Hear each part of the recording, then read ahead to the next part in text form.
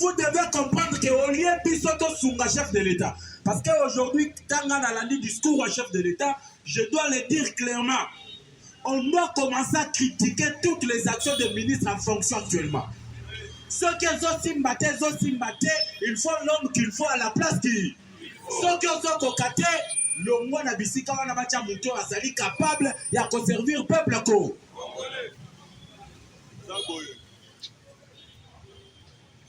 Le président a tout dit.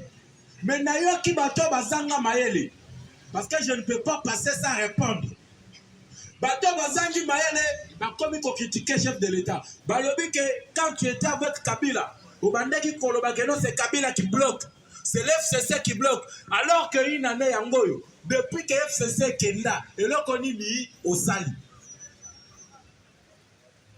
Bamsou Balobi, Moutouneti, Oyonani, secrétaire général à SID. Devos Kitoko. Devos a lobby que non, Tshisekedi a libéré camarade Naye Moïbi Vital Kamere, mais il vient pour s'en prendre au juge. UDPS viva. Botala sikoyo niveau ya batoyo, batu mususu bazolanda sima.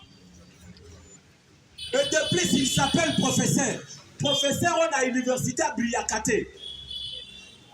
Nana Sayoka ou bien Atanga, livre de vos qui t'ont passé à Bimisa en tant que professeur. Mais la politique, il brille que par l'ignorance. Est-ce que le président de la République a gracié Vital Kamere? Comme Matato solo là, oh les classe této solo là, tu partager information. Est-ce que le président de la République a gracié Vital Kamere? Ceux qui ont tangué liste à bateau, qui gracié par le président, au coco ta Vital Kamere kuna te. Attaque ceux qui sont là qui bongo. Même dans la Bible, est-ce que tangu yeso yaki kokufa na mokila yaki kokufa na batu malamu? La grâce présidentielle va faire sa kango na bateau bazali condamné na justice. Mais yo en tant que professeur d'université, au yébite que nos grâces va faire sa kaka muto azali condamné. Et tu viens devant la télé pour la coco sa population. Et on amène la population à ma bêtise ouana. Devant sa zone le bakenon, tu sais qu'il a nommé les gens incompétents. Et il vient se plaindre devant la nation. Naoucho Loba, celui qui coordonne l'action du gouvernement, il s'appelle le Premier ministre. Le Premier ministre exécute la vision du chef de l'État.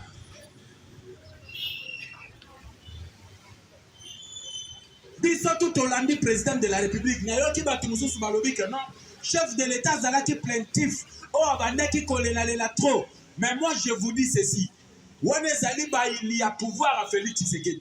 Félix Tshisekedi, c'est depuis que la RDC a eu son indépendance, au moins le président de la République, Aya Azali commis ça la autocritique. Yemoko. Félix Tshisekedi a se plaindre, a mis ça l'autocritique. A lobby Makambo et Tamboli Malamu, na Makambo et Tamboli Malamu, et il a proposé des solutions. Yangwana lobby, il va créer un comité de suivi. Oye Kobando pesa eba information en temps réel. Est-ce que on est allé qu'on se plaindre? Alors soit tu t'aurais mis plainte, moi on a se plaindre et allé qu'on signifie. Parce que Félix a dit que le l'a bloqué là. Il ne l'a pas dit. Il y a un plainte. Mais chef de l'État le biboui. À ce qui concerne les sociales du peuple congolais. Namoni ke makambuto ezali kotambola malamu te. Mais pas na makambo etambola malamu. Azo senga na bato bazo coordonner. Ba projet ya visible. Ba projet à impact visible sur les sociales congolais. Ba améliorer musala na bango. UDPS viva. Alors tous les gens va détourner. Tous les gens va profiter en matière politique. Bazoya, Babandi Kolobano, Félix Tshisekedi se plaint. Félix Tshisekedi ne fait absolument rien. Mais moi je vous dis, le bilan de Félix Tshisekedi dans 3 ans, le bilan est largement pour. Le bilan est largement positif. Pourquoi? Félix trouve ce pays. Ezala qui détruit de partout. Mais lorsqu'il arrive au pouvoir, avec la volonté de mieux faire, Félix Tshisekedi décrète d'abord la gratuité de l'enseignement. Aujourd'hui, plus de 6 millions d'enfants bazongi na classe grâce à la gratuité de l'enseignement. Aujourd'hui, tous les politiciens peuvent parler. C'est parce que Félix Tshisekedi a bimisi ou bien a tient l'état de droit en marche et la démocratie, la véritable démocratie est bandie dans la République démocratique du Congo. Aujourd'hui, tu peux entendre un certain presse Pengekofinga, chef de l'État, mais Batika n'a jamais kokangaye. Moutouni doit azana boloko parce qu'a fini Félix Tshisekedi. Azate.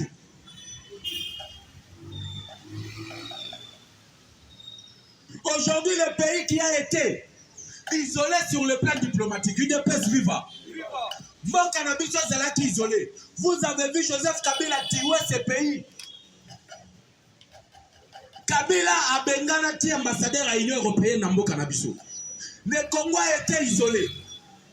Bisika au Congo, il fallait qu'elle se retrouve.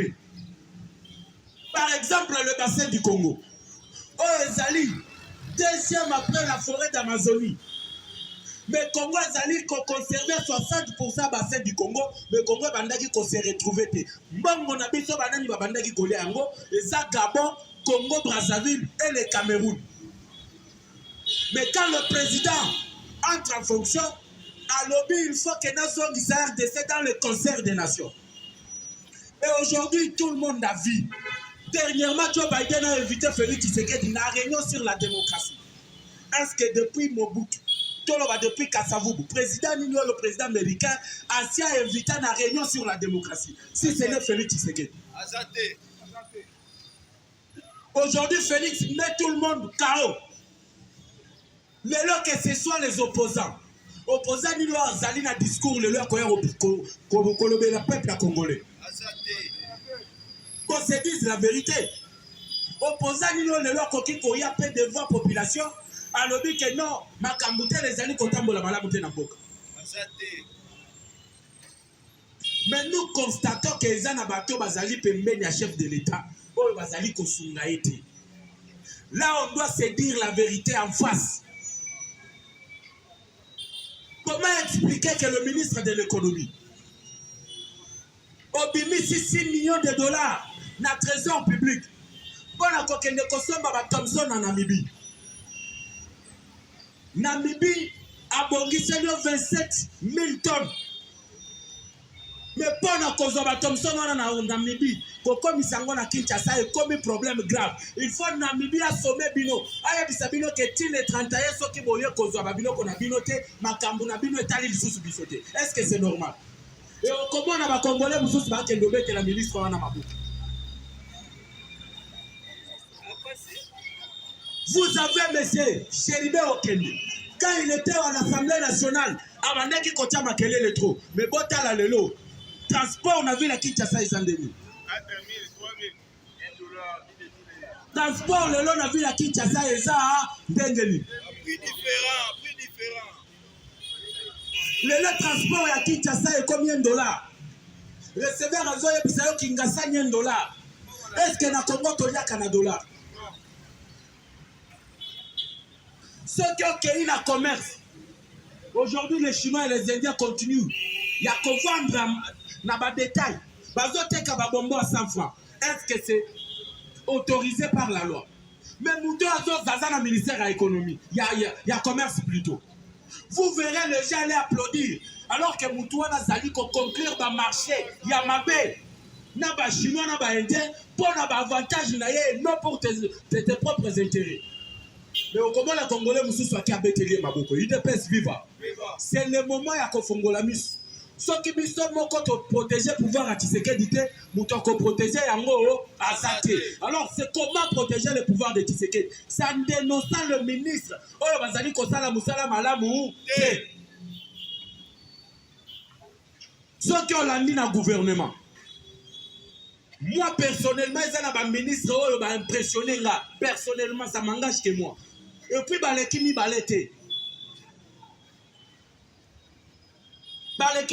des aujourd'hui, ceux qui ont allé dans le ministère de la Finance, mutu to azomona ke na ministère wana makambo to ezali kotambola mala même si tout n'est pas bon à 100%. Mais tozomona quand même que ba recette thématique. Et ça c'est visible à l'œil nu. Et ça te yo au côté na gouvernement na ministère à transport. Transport ezalaki peut-être 1000 francs na retour na tiango. Mais le lot combien de dollars? Les lobes sous-traitants, ils ont continué. Mais on a une certaine dame dans le ministère qui travaille.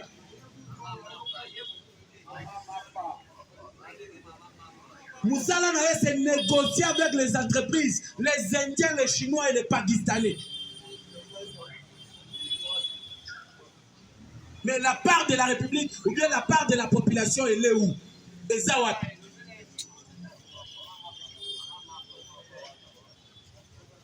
Aujourd'hui, dans le ministère enseignement primaire, qu'est-ce qui ne se dit pas là-bas? Bateau va surveiller tes affaires bien passées. Si les gens vont foutamiter, mais bon, na bango et kendawa.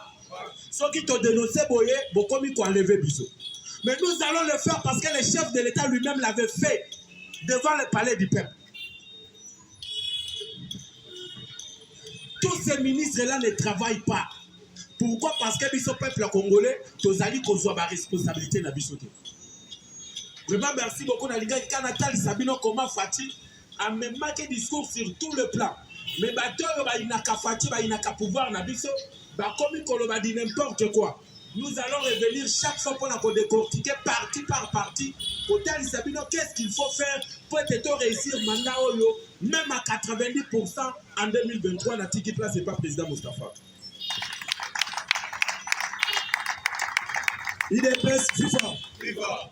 IDPS viva. Viva. IDPS viva. Viva. Viva. Viva. Secrétaire national. Chers combattants, bonjour à tous. Ok, merci. Toye to solo la masolo politique. Toye ba nini zo salema. Nini zo salema lobby. Parce que le président, sauf imprévu, le face à la Turquie, na Istanbul, na sommet Turquie Afrique, peu ils ont fait un malelo. Dieu face à la parole, sauf imprévu,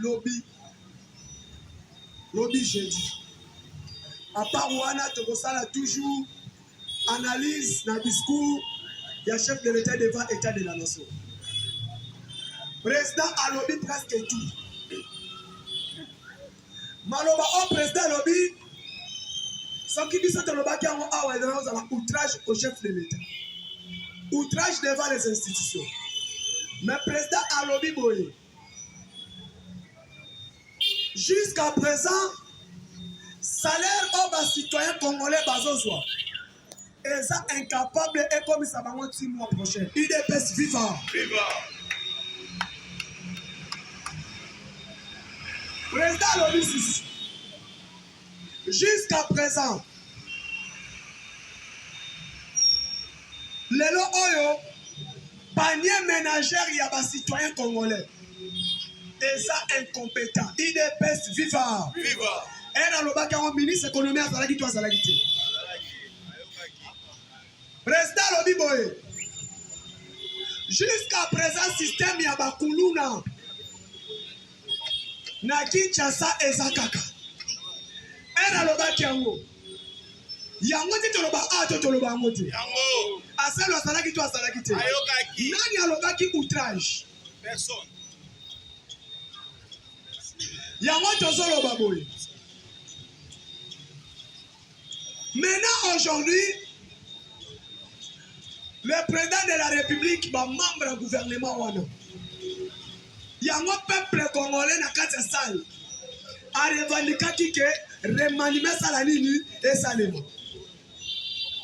Tout le monde a crié remaniement. Remaniement. Sama ala alongola bato baza incompétent na kati ya gouvernement.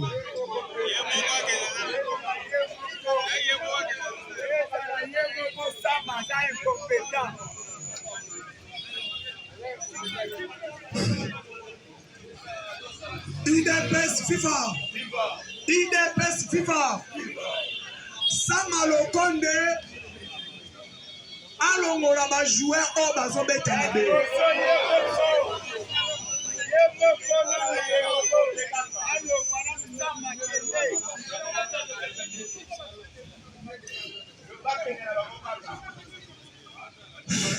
IDPS FIFA. IDPS FIFA. Netinga na gouvernement Sama Lokonde. Na gouvernement Sama Lokonde, bato impressionné ngai. S'il faut arrêter à laisser na gouvernement Sama Lokonde Mobimba. Il n'y a que 2 ministères, 3 ministères. Les 3 ministères, ceux qui t'ont repêché 4. 1, Adel Kaina, il y a portefeuille. Yami Balé, et un ministère de la finance est géré par Nicolas Kazadi.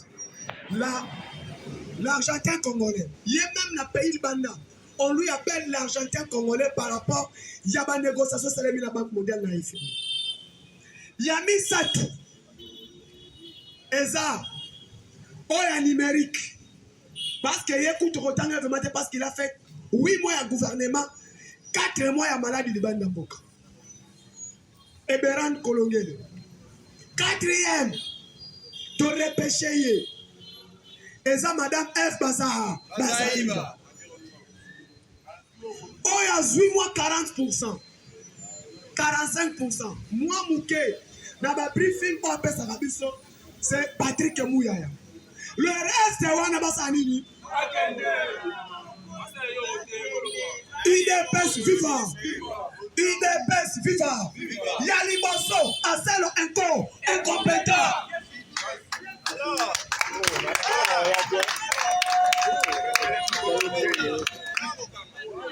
IDPS FIFA.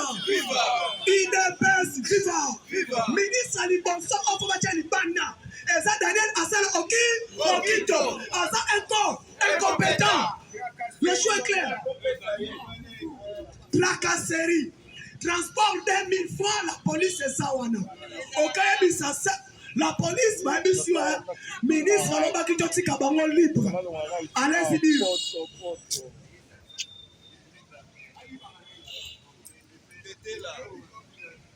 Oh non, et tel ministère n'a pas sauté. J'ai transport, papa. Arrêtez Ezali. Quand on signe un arrêté dans le ministère provincial de transport, fixant le prix et tarif il y a transport, ministère intérieur provincial, Moutou Alandela Kayango. Maintenant 2000 francs, social c'est la police c'est ça.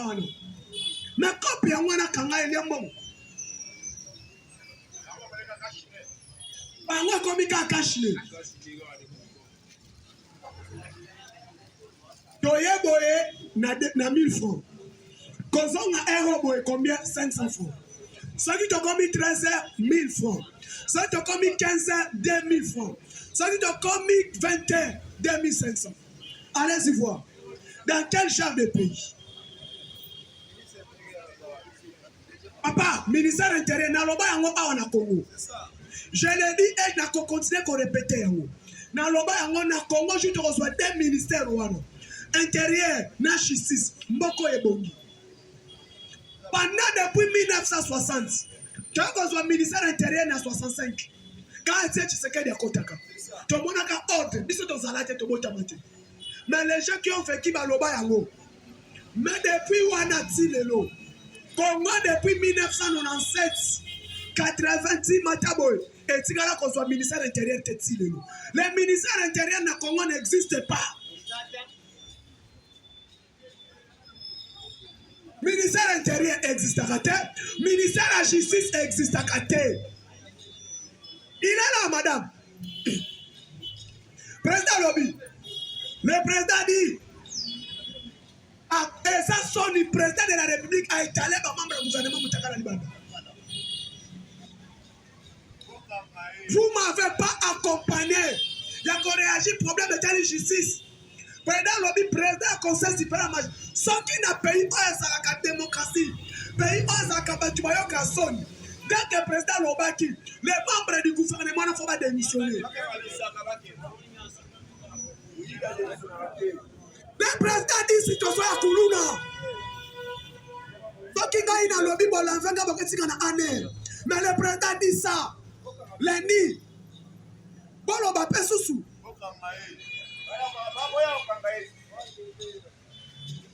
Président lobby. Système banditisme à Koulouna et Zakaka. Insécurité sali dans la vie de Kinshasa. Et le ministre intérieur, Osaka Wanaso voulait n'a pas de fin de Nissa Patron. Parce qu'au matin, il y a un incompétent.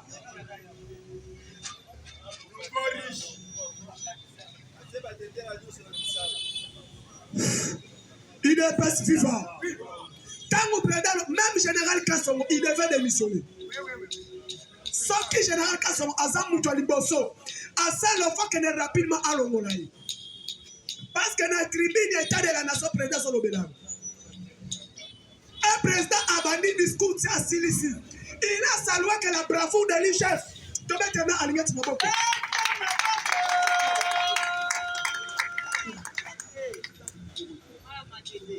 Et puis président le Biboy. Mais l'ICHF n'est pas la justice. L'ICHF n'est pas la justice. Le travail de l'ICHF, on va parachever un appareil judiciaire. Et je ne suis pas content avec le magistrat. Il faut qu'il y ait un concours pour un nouveau magistrat. Pour travailler pour ça, pour et l'autre côté. Dans un pays, le président du conseil supérieur magistrature, il faut que le solidaire. Les bons magistrats sont dans la province. Allez-y, mon frère, je vous dis, tous les membres du gouvernement, ils sont dans mon appartement. Pas en Afrique du Sud. Vous allez mis en politique. Allez-y, il faut immeuble de bateau à Sombi. Sont des volés à membres du gouvernement. Ils sont allés acheter des maisons, soit na Djogou, na Johannesburg, na Pretoria. Ça n'a pas besoin de politique, nous allons bien voir quand telle est mission, donc on a un groupe Botarango. Non, ce n'est pas possible. En Afrique du Sud. Je vous dis, vérifiez un ministre de l'État Samoa na Epe Barumbu. Bakisanga mwana ya ministre awa. Oyo yebetanga na Epe Barumbu. Comme on est. Ça awa te so en Europe.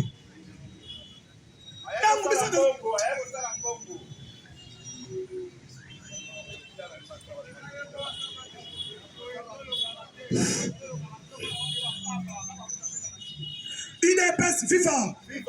IDPS viva. Nathalie Mission ya Bosolo, Nassango en Afrique du Sud. Quand on vous démontre la résidence à Vital Kamerhe, non, ce n'est pas possible. Ça va la question de résidence à Vital Kamerhe. On regrettait quoi a venu. La question a venu citer à Katumba Mouake. Mon cher, ces gens ont pillé la République. Ça va la question de quartier. Il y a maman Olive Lembe. Plus de 700 maisons dans le quartier. Bah, loué banda kwana cité moderne à Olive Lembe. Mboka Congo.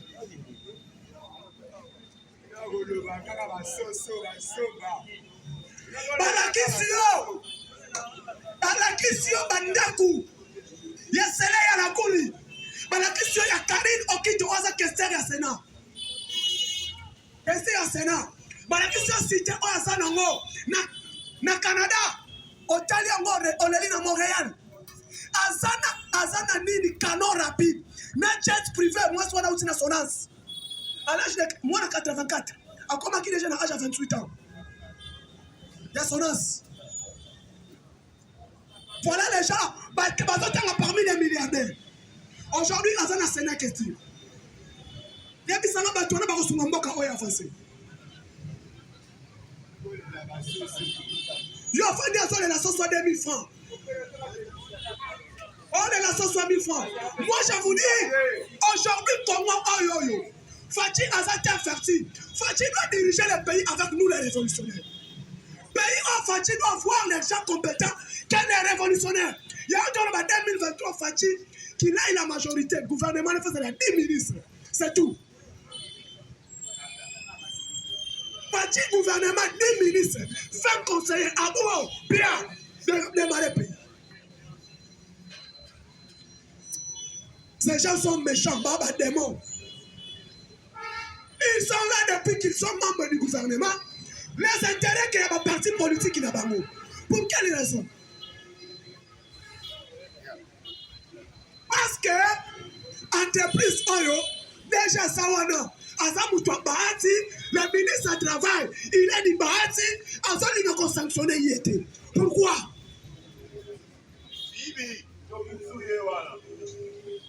Parce que je suis du FDCA. Déjà entreprise comme ça FDCA. Raison pour. Il y a un moment dans le lobby. Si c'était que moi, Fachi, je ne peux pas donner les entreprises publiques de l'État aux politiciens.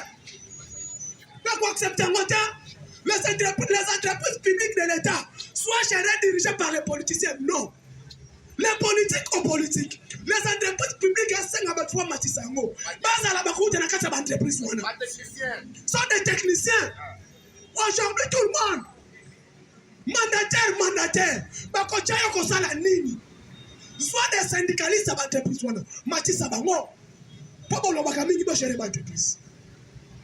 Un politicien qui a une entreprise, on met une politique.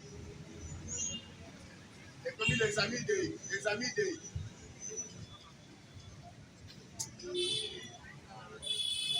IDPS vivant. IDPS vivant. Ces gens-là n'ont pas aidé le chef de l'État. Quand là, on a tra. On a tra, on a perdu. On a tra, et ça peut perdre. Parti du peuple rwandais pour la démocratie. Et ça, parti pour le peuple Kagame. Parti du peuple rwandais pour la destruction du Congo. PPRD. Et sa propre parti à Paul Kagame. Créé par papa. Toi, méchant. Allez en France. Kenyan à Marseille. Na Nice. Na monde entier mobimba. Cité des riches, on va se fandi dans Mbokawana. Babanga Kayo, c'est Nice en France. La ville le plus chère. Oh, vie est chère dans le monde entier, on c'est Nice. Babanga, c'est pas millionnaire, n'a pas milliardaire. Mais on te dit, bah, l'action résidence, il y a Arimo Fasakan. On connaît la source. Il y a un Mbokoyo, ce qui va la moussi Lumumba, bah la moussi est Tshisekedi, bah t'as la Congo, bah beaucoup de sources. Le même air, Lumumba va pleurer, et Tshisekedi va pleurer.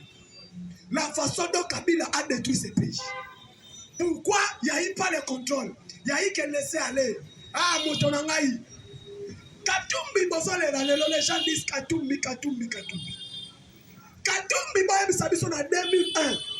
Katumbi était classé parmi les millionnaires. 2001, Katumbi n'a jamais été millionnaire. 2004, Katumbi a son chichima de kilos. À 700 000 $, on qui est chez Camille. Les enfants dit à Kofi Annan, place comme MCK, Mining Company Katam. La société a M. Kofi Annan. Oh, il y a un cash, il y a la Mouka. Le monsieur qui chapeautait la Mouka, il s'appelait M. Kofi Annan, la fondation Kofi Annan. En tremblant avec Georges Serros. Ce sont ces gens-là qui ont aidé Katumbi. Il y a qu'on s'en bachissement de kilos. Et Katumbi voulait tuer à l'époque là.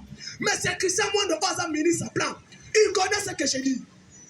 Avec la dame, la princesse Adèle Kaïna qui est l'écologie. Bah tu vas dire l'histoire au Bayebi. À Sambiango, à Tekango à 4 millions de $, pour financer la candidature de Olivier Joseph Kabila. Et quand on s'allie, c'est Katumba moi qui à l'époque. C'est Katumba moi qui à l'époque. Ayebisa Olivier, Ayebisa Kabila. J'ai un petit qui devait être là comme gouverneur. C'est Moïse Katumbi. Lelo Oyo, Congolais Bossani. C'est la politique qui a Kabila, Moutoué Bomi, entreprise publique, n'y soit l'État. Raison pour laquelle nous avons là. Si les combattants peuvent souffrir, acceptons de souffrir, tandis qu'à l'entreprise publique et à l'État, elles ne la gèrent pas. pas les techniciens. Laissons les entreprises publiques aux politiciens. Non, les politiques aux politiques, les entreprises publiques aux techniciens. Fachi va relever l'économie du Congo. Les entreprises sont des politiciens. Comment on peut relever l'économie du Congo pendant que les sociétés de l'État sont gérées par des politiciens? Et comment peut partir après ça dans le meeting, il ministre déjà SNSS, ça 4 millions de dollars. Société a couffaté. Mais quand les entreprises sont gérées par des techniciens, vous allez voir que les techniciens vont relever l'entreprise. Mais il y a comment qui document comment relever le SNEL. J'ai écrit tout un document, j'en ai. Comment on peut relever la SNEL et la régie des eaux? Nous, on va commencer, nous, on va finir. Maintenant, on va soutenir le candidat.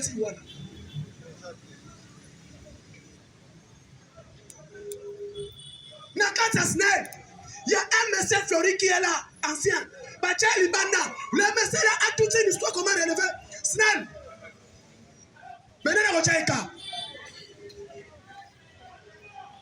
Qu'est-ce qu'il faut faire dans la régie des eaux? IDPS FIFA. IDPS FIFA. Combattant à la côté de l'ISOT.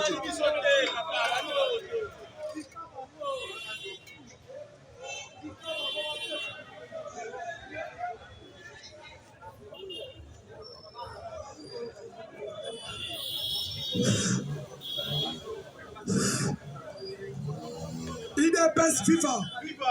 IDPS FIFA. IDPS FIFA.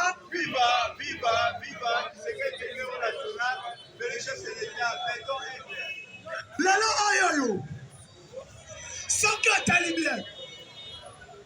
Le ministre des Finances. Ningazo Kende. Parce que Fachi a joué dans la classe politique. Je l'ai dit. Je le répète. Quand ça dit Nicolas, on a la finance. C'est un produit avant comme ambassadeur et chef de l'État. Il ne faut pas dire que Fachi a joué là et wapi. C'est le monsieur qui a élevé la finance il y a pas de Banque africaine de développement. Alors moi, la Banque centrale a dit ça. À quel comme crédité, un fonctionnaire, il y a Banque africaine de développement.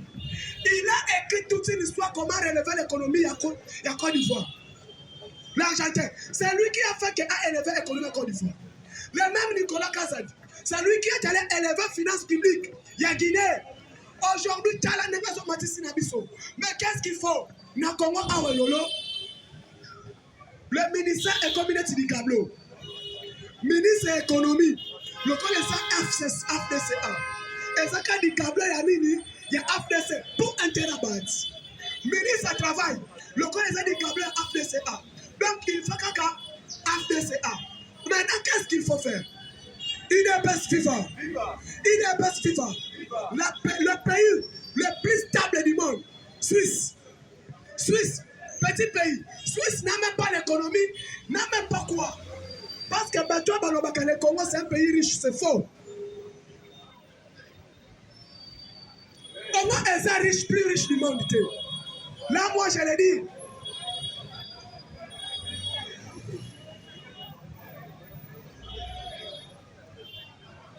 IDPS FIFA. S'il vous plaît, voyez ça bien. Congo est un riche. Mais Congo est un scandale géographique du monde. Congo, c'est un pays où est un riche. Mais Congo est un des ressources naturelles. Non riche. Congo a un scandale. Il y a une géologie naturelle dans Congo. Azana des ressources naturelles, mais non riches. Qu'est-ce qu'il faut faire pour élever les défis à Congo?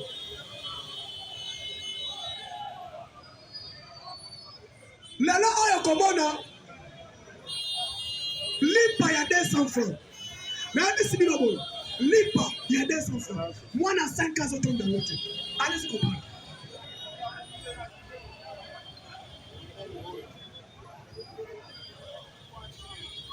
Chers combattants, allez-y comprendre. Lipa, il y a 200 francs. Moi, il y a 5 ans. Attends, Dawote. Ma femme à moi, Lobby a élevé son map parmi ça, tu as 600 francs. Il m'a dit, oh, lit pâté. Je lui ai dit quoi? Et ça, réalité, oh, ça, le Congo. Donc, ministère de l'économie, bah, comment on va papa et maman? Alors, ouais, dollar est totalement stable. Le ministre des Finances a stabilisé le cadre macroéconomique. Mais Kendall Lelo, chaque combattant, Kotazan, Winter, 13h, on commande un lot comme encore, va changer au prix 3 fois. Et ça, tarif au ministre de l'économie à Pessimisson. Donc j'ai vite compris. C'est chacun, ils sont avec le chef de l'État.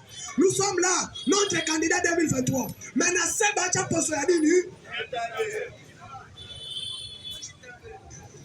Nous sommes enfants de septembre. On commande à Siko, qu'est-ce qui se passe? Margarine, on est outil loufou. Et fouti douane, et fouti OCC et Kotiao. Papa, tu me prix moussous. 1000 francs. On a sali awa wana ministère. On a sali awa na masako. C'est quoi ça? Peuple congolais, tout le bateau. Margarine est outil loufou. Et fouti douane, et fouti transport. Et combien de Kinshasa? Prix d'ango combien? 1000 francs. Margarine est sali na masako. Awa. 3500. La police. Bigana Lobaki, je vais parler la réalité. Oh, actualité, c'est bon. Mais on parle pas, il y a un secteur économique. L'économie est décroissante, pourquoi? Sac à ciment est outil loufou. Il dépasse viva. Sac à ciment est outil loufou. Et foutu impôt, et foutu douane, et foutu OCC, et foutu transport, et combien de Kinshasa? Il appelle à dépôt, dépôt. 8 $. Sac à ciment outil silou. Et outil awayamba ambalamoko. $12. Yebi salari. Bien là, ça les awa. Basangwa outil awa. Et tekami awa. Prix moussous. Jack Daniel outil wana kusotu wapi. Oya bangola. Et ye awa. Prix moussous. Même bien les salami awa. Et Ken Brazzaville 4. Combien? 450 francs CFA. Mon cher Yebi salari pourquoi? Sans qu'on a dit. Oh, outrage n'a pas ministère de l'économie. Non, c'est ça moi je dis. Je joue au Congo. Donc on soit ministre économique comme papa n'a pas sur Akoufa. Papa Chano Bemba. Bateau va recevoir la société. Parce que entre Moussé, papa Chano Bemba a joué comme ministère de l'économie. Les Libanais, les Indiens. Bakima, bonne histoire. Un gouvernement de 13 ministres. Avant que sanction à niveau Banque mondiale. Le gouvernement là a relevé l'économie à 3 ans. Tu as parlé de stabiliser mon chaos. Suite à quoi? Des bons hommes. Il y a un Fatia Lobaki. Il faut des hommes à la place qu'il faut. Donc, Poto Bandango, Fati, et l'autre quotidien pour la mission. Secteur économique. Il faut un boucher. Pour un boucher, Jean-Marie Kalumba faut avoir. Merci beaucoup pour la journée de l'homme à Soukina.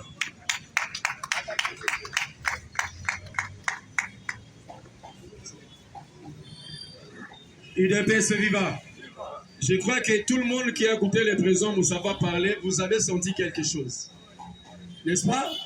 C'est d'abord la voix qui est rauque. Ça prouve qu'il a un problème dans le niveau de torse par rapport à l'enlèvement qui a subi ça et sa santé qui demande qu'on puisse le faire traiter. Pour le faire traiter, ce n'est pas un autre parlement, c'est ici au Parlement État de droit. C'est notre. Azande Onabiso. Donc je demanderai une page, il y a le peuple d'abord. C'est un projet. Les projets sont même la carte, il y a un projet. L'UDPS expérimente une chose nouvelle. Parce que l'ancien projet s'intitulait la nouvelle société, mais le nouveau s'intitule le peuple d'abord. Nakatiwana, études, éducation, l'eau. Le président même a fait l'autocritique. C'est que les gens oublient. Félix a fait l'autocritique. Qui préside les conseils de gouvernement? Les ministres.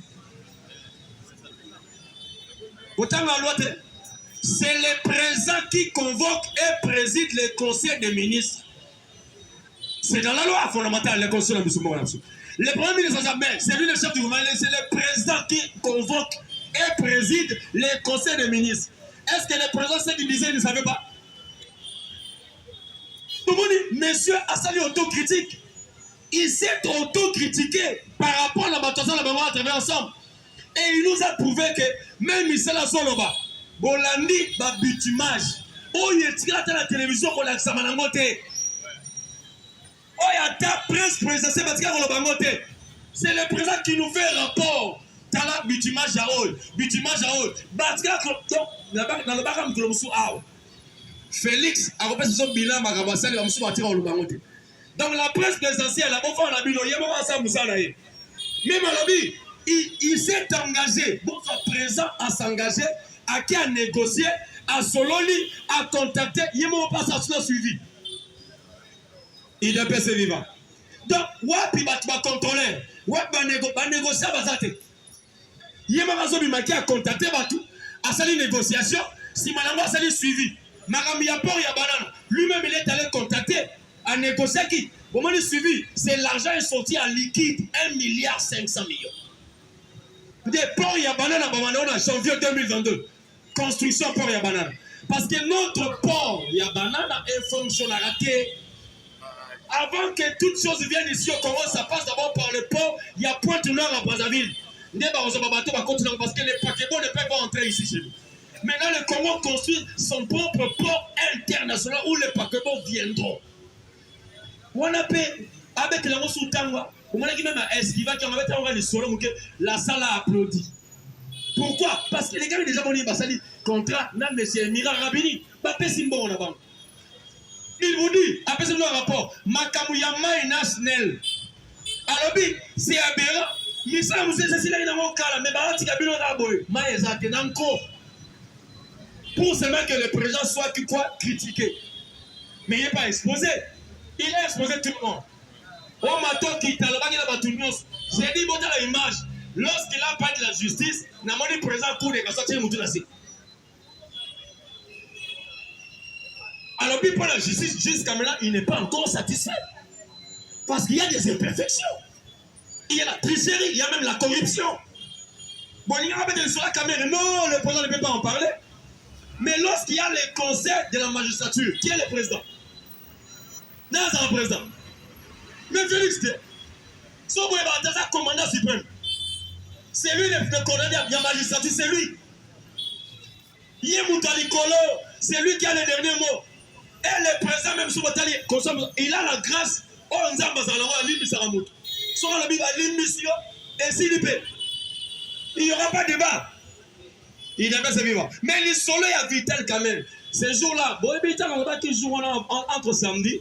Il y a eu un bus qui est passé s'il y a des gens qui ont charité. Mais ayant un fait qui était là, il m'a dit petit. Bah, tu vas comprendre. Vous connaissez Félix avec le sur la caméra. Non.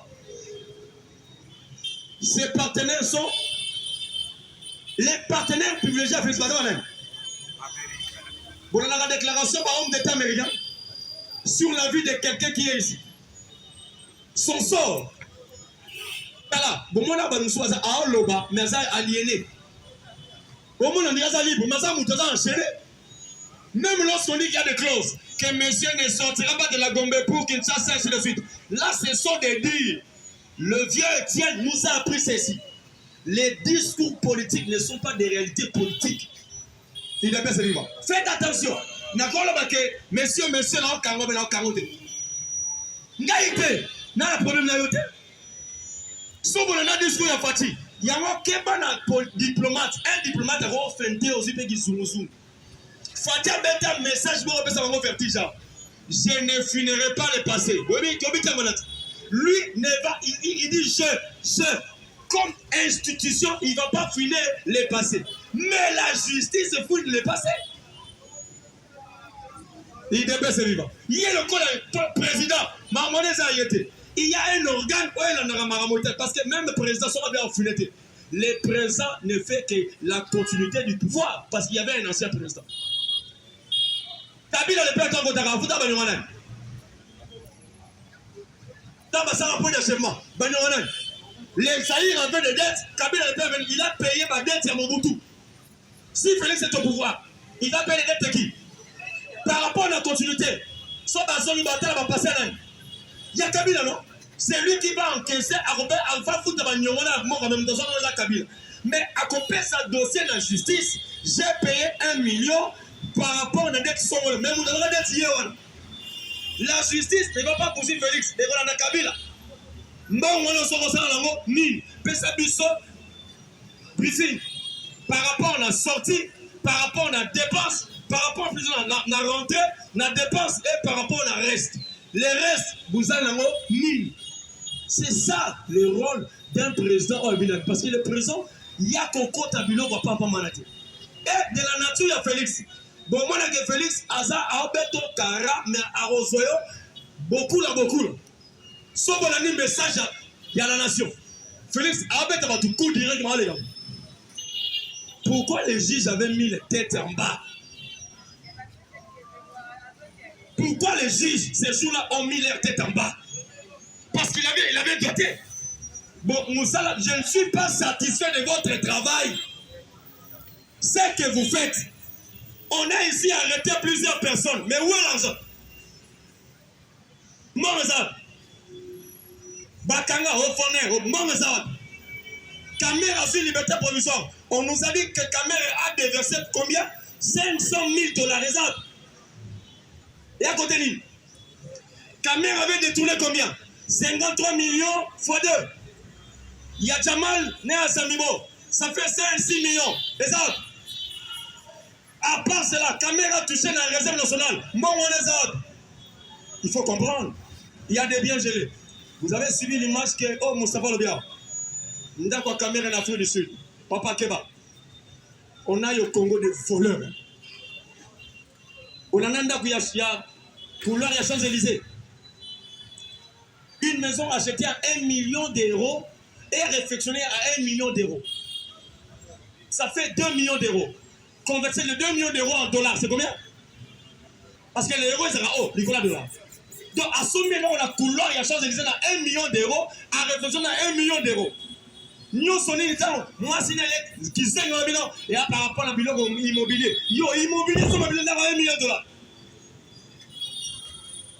Les vols. Les Sabino dossier payé à Samibo et Sali.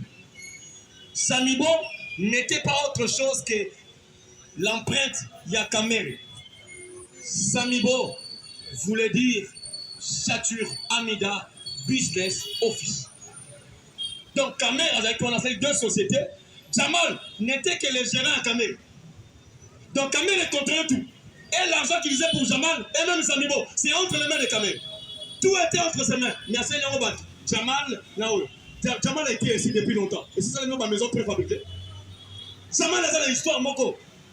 Bobé qui a mon histoire, il y a un TNC. Il fallait que c'est un TNC. Aux RT à l'époque. À ça, Mobutu l'avait chassé. Mais comment ce monsieur s'est retrouvé encore au Congo? C'était la mafia. Il dépêche ses vivants. Parce qu'au bilan, avant, vous faites un Robert Masolan. Jamal, c'est pas son niveau. Combattant, vous pouvez savoir dans la place il est venu faire l'état de la nation, après une situation même économique. Il a parlé de tout, mais dans la sagesse. Nous sommes bien à salir poème. Nous sommes à salir poème. Nous sommes à la poésie. Il est bien vivant. Il y a, mes chers compatriotes, je sais que vous attendez quelque chose. Mobutu a dit, comprenez mon émotion. Moi, je ne vous dirai pas ainsi. Moi, je vous dirai, comprenez ma passion. Et monsieur n'a pas compris, on l'a compris. Kabila, on l'avait compris. Chers messieurs, quand quelqu'un vous parle de la passion, attention, Kabila parlait de la passion pour dire je ne quitterai pas le pouvoir parce que c'est mon désir ardent. La passion veut dire pour ça, parce qu'il y a la passion et le courant. Il y a longtemps, je viens ne pas vous dire au revoir, et pardon, vous dire adieu, mais je viens vous dire au revoir parce que je vais encore retourner. Quelles étaient ses intentions? Que Azo Sédébino, pour quelques mois, retourner dans Bakou. Et les coups, Fatih les a déjoués. Il déplace les vivants. Jusqu'à aujourd'hui, on ne comprend pas comment Fatih Félix a la pouvoir 3 ans en gros. Mais d'autres personnes, ah, c'est l'autre. On va dire ça en ligne. Ah, tu le bilan où c'est parce que le bilan, vous voyez, a surgelé. Il déplace les vivants. Congolais, pour la relier, à Rotex, c'est la même famille.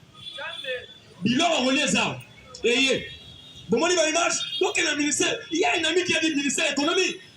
J'avais douté. Bon, il dit que la vie à Thomas, il faut avoir la vie à Thomas. Les seigneurs résistaient. Oui, moi aussi, je dois le voir. Et sur le moment, on a une empreinte pour nous dire à circuit.